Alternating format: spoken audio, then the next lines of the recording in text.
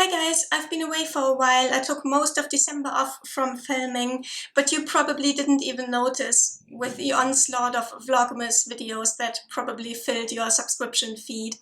But I have now accumulated a small backlog of videos to film and upload, and I'm going to start today with the annual Best Books of the Year video. I'm going to try and keep it short this year and just highlight the books but not talk too much about them, because after all, I've already talked about all or most of these books in other videos, and I'm going to link those other videos when I can. Place of honor at the beginning of this video belongs to The Bedlam Stacks by Natasha Pulley, which is probably the most beautiful book that I read in 2021. Beautiful on the inside as well as on the outside. I nevertheless had some major issues with this book, which I talked about in my review video, which I made in February, I think. So do check that out, but there is nevertheless so much of beauty in this. It is a historical fantasy set for the most part in 1860, but the fantasy elements are very low-key. There are no flying dragons, but the fantasy is more of the magical, almost mythical kind, and very much integrated into everyday life.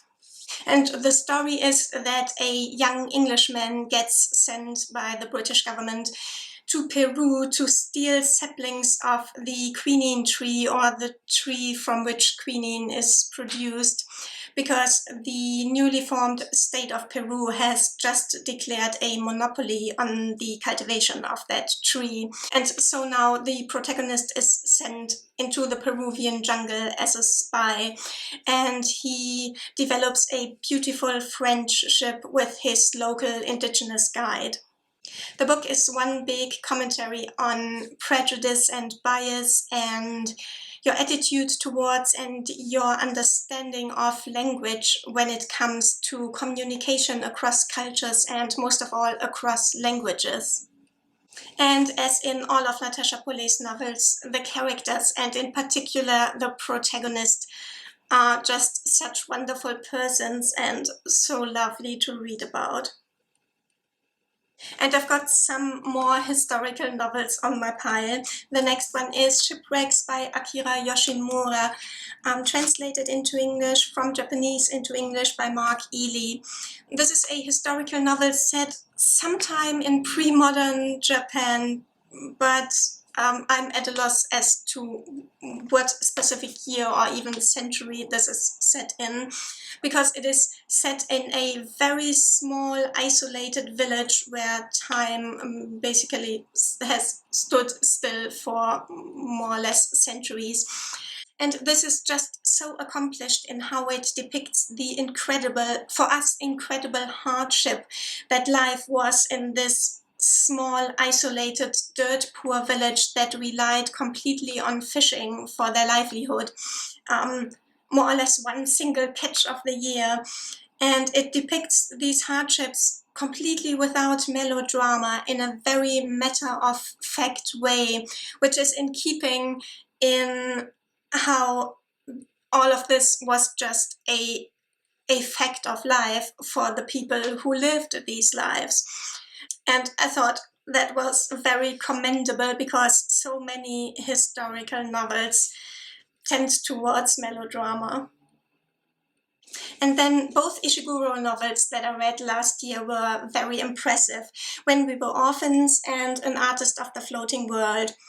These are classic Ishiguro in their themes. They are about memory and about the narratives that we tell ourselves in order to make sense of our life, or to protect ourselves from our own memories, or if there's some conflict between our internal truth and society's truth, things like that. They are both very different story-wise, though. This one is narrated by an English protagonist who grew up in Shanghai and returns there on the eve of the Battle of Shanghai, and is reflecting on his childhood. And this one is about an aging artist who was complicit in the pro-imperialistic propaganda, and that doesn't make him look so good after the Second World War and Japan's defeat. As is typical for Ishiguro, these are both very quiet books, although some very dramatic events happen in When We Were Orphans. It's quite stressful to read, actually. And another historical novel about World War II Japan is The Gift of Rain by Tan Chuan-eng. Now, this has nothing on Tan Chuan-eng's second novel, The Garden of Evening Mist, and I urge everybody to read that one first. But this one leaves quite an impression too. It is set during the Japanese occupation of Malaysia, or Malaya as it was then called. And it depicts the extreme cruelty of the Japanese occupants, and it also discusses the question of the quote-unquote right behavior of people under an occupation, and if there is such a thing, and what people should or shouldn't and are allowed or aren't allowed to do in order to protect their loved ones. This is very hard to read and for a lot of pages, but it definitely leaves an impression, and that's all I'm asking for the books that I read to leave an impression on me. And then a small gem, which I only read last week, The Man Who Saw Everything by Deborah Levy. Booker Prize longlisted in the year before last, if I'm not mistaken. This story opens in 1988 when a young man crosses the famous Abbey Road zebra crossing in order to reenact the cover of the Beatles album. He has his own photograph taken on the zebra crossing in order to give the photograph to the daughter of his host in East Berlin, where he is about to go on a research trip. He is a historian, and the daughter is a great Beatles fan, and he wants to give her this souvenir from London. And something happens while he crosses the zebra crossing, a very weird car accident. And from the beginning, the reader feels, just as the protagonist actually, that there is something off about this accident and about the characters' reactions to it. And from that moment on, from the moment that he gets hit or almost hit by a car, the protagonist feels sort of displaced in time almost, and has these weird moments of clairvoyance or prescience, and these moments of feeling that he is in the wrong year. And of course, it all makes sense at the end. And in the end, this is a somewhat cliched, but also just so heartbreaking and so ultimately true story about life. And in spite of its story's elements being somewhat cliched, it still manages to breathe new life into some very old concepts, like the unreliability of a narrator who tells their own life story, and the general subjectivity of it all, and the selectiveness of our memory. This is a quiet one, but it affects you quite deeply if you let it. And also set in Eastern Germany, but contemporary, is Vor dem Fest by Sasha Stanisic. This has been translated into English under the title Before the Feast, which is a direct translation. And this is the story of a small, modest village in the German country of Brandenburg, in which nothing ever happens because it is a small village in the country of Brandenburg. And this is its story. It's hilarious and filled with so much warmth. But like I said in the wrap-up in which I talked about this, I think you have to... It's best if you read it in the original, and if you are familiar with the socio-economic, political and cultural context in which this is set. Otherwise, this is just bland and boring, probably. And my last novel on my pile is The Bards of Bone Plain by Patricia McKillip. This is a high fantasy novel set in a world that more or less resembles Edwardian England. But we don't actually get to see very much of the world, just a small fraction of it, as is, I think, typical for Patricia McKillip. Her stories are all very contained. And they're in this world, in the town in which the book is set. It's a university town, and they're a small group of researchers, historians, and archaeologists are trying to uncover the half-mythical bardic past of the town and its university. And all the while they are accidentally and unbeknownst to them actually reenacting this bardic past.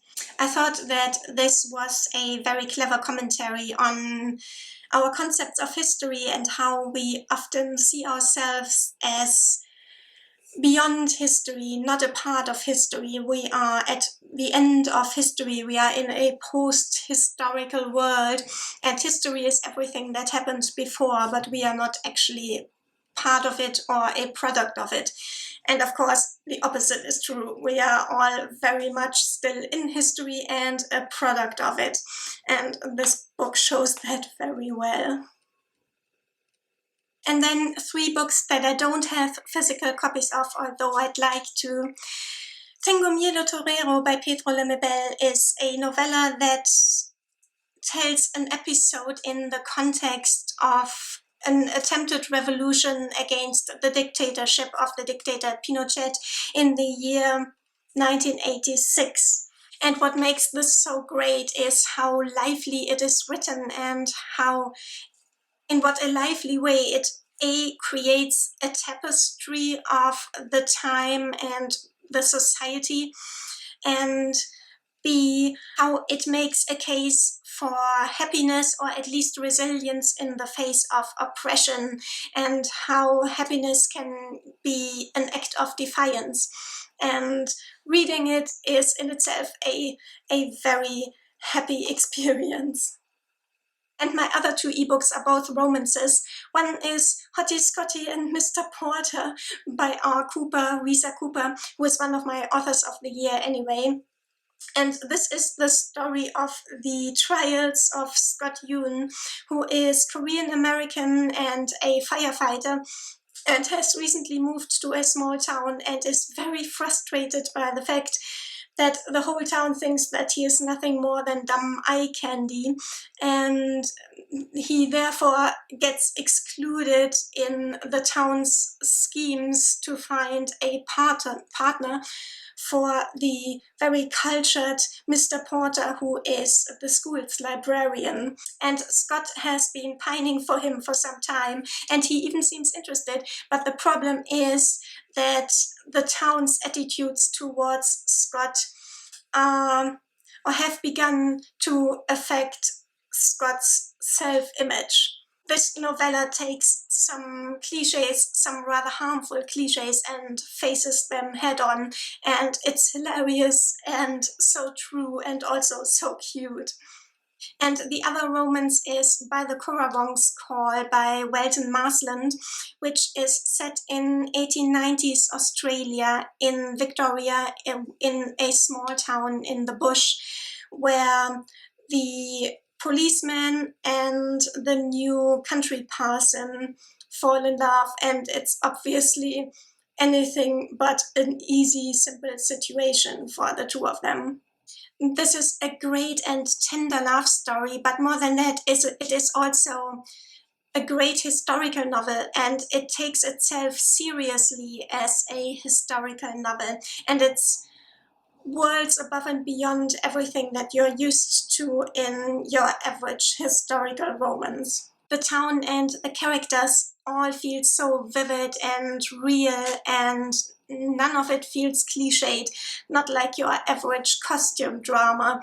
And I wish that this were better known and that more people had read it. And finally, lastly, my favorite non-fiction book of the year is The Ordinary Person's Guide to Empire by Arundhati Roy, which is a collection of political essays by Arundhati Roy.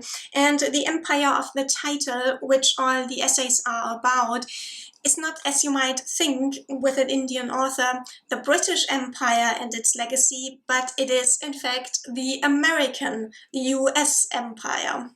What makes Arundhati Roy's essays so great in my eyes is that she, like no other, has an ability to show the true human cost of the events and the actions that she writes about. And she is like Noam Chomsky, but accessible. And I wish she were more widely read. And finally, I want to give a shout out to the new Asterix comic, Asterix and the Griffin. This is so great. It's much, much better than the last one. In this one, Asterix and Obelix and their druid travel to, they follow the Roman army, or a century of the Roman army, to Amazon country in order to rescue a druid friend of their druids. As always, there is a lot of commentary on contemporary events and attitudes in here, but it is also a volume that really, really knows its source material, which is an important factor for me as a historian of ancient history. I laughed a lot. I thought it was extremely clever. So this comes with endorsement from somebody who ought to know. So here we go. These are my best books of 2021. To be honest, it wasn't my best reading year, and I wonder if all of those books would have stood out in any other year as well. But as things are, this is the best it got in 2021. I'll see you very soon with a couple of wrap-up videos, and until then, do tell me in the comments what your best reads of the year 2021 were, and how your reading year was in general. I hope it was better than mine. I'll see you soon, guys. Bye!